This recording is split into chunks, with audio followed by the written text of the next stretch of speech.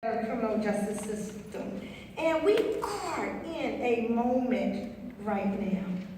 You see, ever so often, a moment occurs and a window of opportunity opens.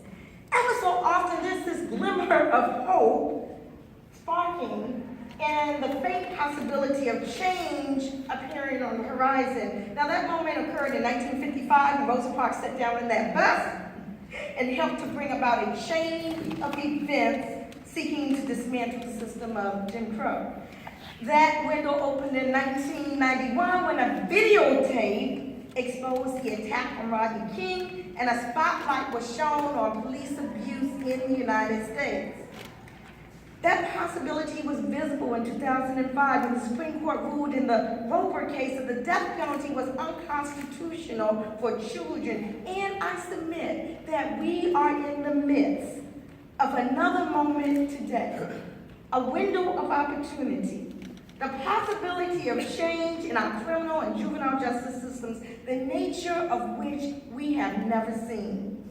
Indeed, today's national attention to the system of mass incarceration represents an unprecedented opportunity to undertake a comprehensive re-examination of our deteriorated criminal and juvenile justice systems.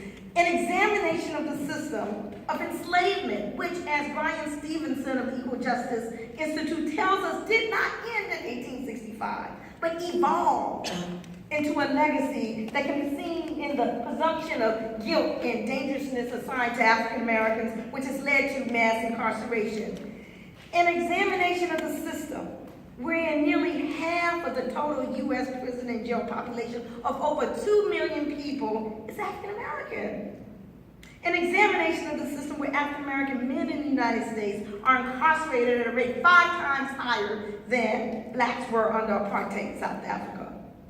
An examination of the system wherein the increase in the prison population has not been evidence of rising crime, not an indication of more criminal activity by African Americans, but a reflection of more stringent sentencing policies. An examination of the system where youth of color are overrepresented at each stage, from intake to secure confinement, with the disparities increasing at each successive stage, and in which discipline begins as early as preschool, with black children 3 times more likely to be suspended, expelled, and arrested than white children. An examination of the system where 80% of girls and nearly half of all children sentenced to life in prison without the possibility of parole have been physically abused, with 77% of girls and 20% of all youth lifers revealing that they have been sexually assaulted. We need to examine the system, which has zero tolerance policies and suspends children for infractions such as talking back to teachers, truancy, horseplay, uniform violations, or other disobedient or non-cooperative behavior.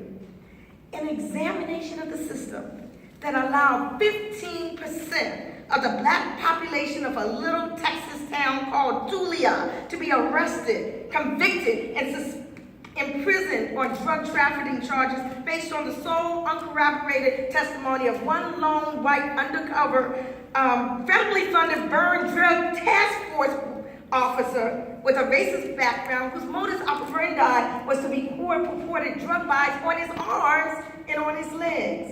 And speaking of drugs, nothing has contributed more to the mass incarceration of people of color than the war on drugs. Nothing. Is this ranting invasion? Is it? I say no, it's not. A police supervisor once stated that there's as much cocaine in the Sears Tower or in the stock exchange as there is in the black community, but those guys are just harder to catch. Those deals are done in the office buildings, in somebody's home, but the guy standing there on the corner, he's almost got a sign on his back. Those guys are just arrestable. So what happens? Instead of deploying officers in long-term arrests of suppliers that after 3 months may only result in the arrest of Charlie and Harry, the decision is made to deploy those same officers to the black community, to young Tyrone standing there on the corner, and make 200 arrests. Despite the fact that arresting those two guys in the suburbs may have shut down, back in the day, 5 to 6 crack houses, what do the police and politicians say? They say that they are responding to my elderly neighbor, Miss Pearl, who lived on the corner where I used to live. They say that they came to the community in militarized full force because she would call them. And that is what she expected. They say that she wanted them to immediately make those 200 arrests in her community. That she didn't want to hear about any 2-month-long investigation. And so I pondered, why did Miss Pearl not want to hear about that? Is it because the correct message had not reached her? Is it because she had been inundated and captivated by erroneous media depictions? And because the media did not focus on it, she didn't know that those 2 arrests would have shut down the crack houses in her community. You see, Miss Pearl and many of us back in the day didn't understand just what a mandatory minimum sentence was, that it didn't matter if college student Kimber Smith got caught up with the wrong guy and he beat her and threatened her and her family so bad that she was scared to come forward about his drug dealing. It didn't matter that she's pregnant when thrown in prison. It didn't matter that she never used or handled any drugs. The mandatory minimum drug law said that she had to serve time, 24 and a half years of it. There are no mitigating or extenuating circumstances when it comes to mandatory minimum sentences. Ms. Pearl did not understand what the infamous 100-to-1 quantity ratio meant, that the boys in the hood who were convicted of selling 5 grams of crack cocaine, the weight of a couple of packs of sugar, worth perhaps $125, received a mandatory prison term of 5 years, whereas it took 500 grams of powder cocaine, worth maybe about $50,000 to receive the same 5-year sentence. She didn't know that 1/3 of all federal cocaine cases involved an average weight of just 52 grams, the weight of an ordinary candy bar. She didn't understand that young Tyrone was not a major drug kingpin and that the federal government had no business in his prosecution. She didn't know that the building of prison beds were predicated upon the test scores of black boys in the 3rd grade. And guess what? Ms. Pearl never even stopped to think about the impact on political empowerment in the black community as a result of 250,000 African-American men being disenfranchised as a result of their felony convictions, stripped of the right to vote. Indeed, she didn't realize that every single social issue was impacted, exacerbated, and or magnified once one was released from prison. She was ignorant of the termination of parental rights under the Adoption and Safe Families Act of 1997, the loss of school loans under the 1998 amendments to the Higher Education Act. She didn't know that her grandson could have had her kicked out of public housing as a result of his drug conviction, that her daughter could be denied public assistance, or her son unable to find employment because of that infamous blue box, having ever been convicted of a crime. Indeed, it never dawned upon her that a juvenile justice youth could have been sent to Harvard for the cost of what society pays for his incarceration. Now, Ms. Pearl knew about the 13th Amendment to the Constitution abolishing slavery, but she was unaware of that prison slavery exception clause. Neither slavery nor voluntary servitude shall exist except as punishment for a crime. So during the height of the war on drugs, with mandatory minimum sentences firmly in vogue, shocking punishments of 10, 20, 30 years, life imprisonment for drug offenses were normalized and hardly raised an eyebrow. But these commonplace sentences snatched mothers from children, men from loved ones, and furthered the destabilization of families and communities. Ms. Pearl didn't know about the short and long-term trauma experienced by over 2.7 million children with a parent in prison.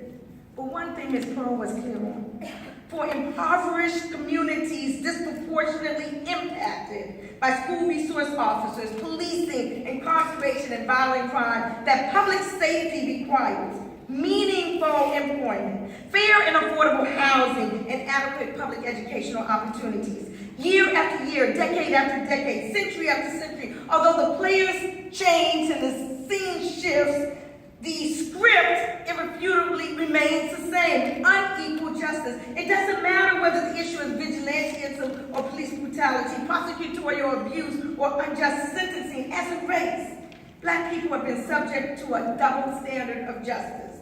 The names, the groups, the events spanning the decades are legion: the Scottsboro Boys, Fannie Lou Hamer, Emmett Till, the Black Panther Party, the Attica Rebellion, Eleanor Bumpers, Michael Stewart, Amadou Diallo, Abner Louima, Johnny Gamage, Jenna Six, Troy Davis, Oscar Grant, Trayvon Martin, Michael Brown, Eric Garner, Ayanna Jones, Freddie Gray, Kia Boyd, Sandra Bland. Miss Pearl thought what was happening with the police was justice, when in actuality, it was just us. The United States today holds the dubious distinction of having the highest incarceration rate in the world, with over 2 million people behind bars, a 500% increase over the past 30 years. And a primary driver of this shameful statistic is the disproportionate representation and unequal treatment faced by Blacks at every single stage of the criminal punishment continuum, including stops and arrests, premise on racially discriminatory profiling, police misconduct and brutality, abuse of prosecutorial discretion in charging decisions, constitutionally questionable and burdensome fees, fines, and